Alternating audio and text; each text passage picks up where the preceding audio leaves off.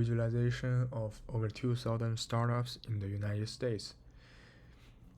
And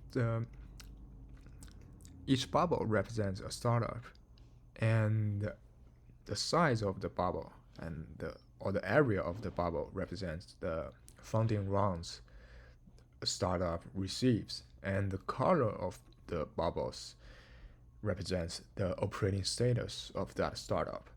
And the y-axis represents the total funding of each startup, and the x-axis represents the state where the startup is located, and the states are ranked by the number of startups in that state, in each state. So we can see that California has the most startups compared to all other states in the US. And then let's examine the successful startups in California.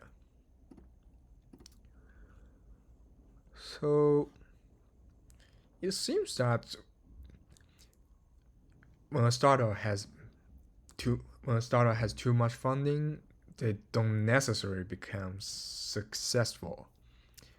And most successful startups here have a total funding below $120 million. Okay? And besides, the funding rounds, they are not very big as well.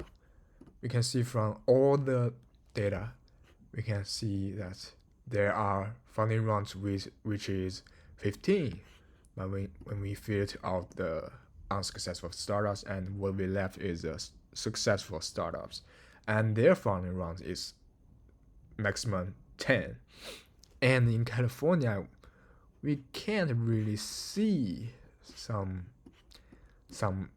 startups which has a funding round of 10. It's not that many, and most of the startups has a funding round between 2 and 8, right? Those small ones, the funding rounds of 2, and those larger ones 4 or 6, and maybe the largest one is 8, right?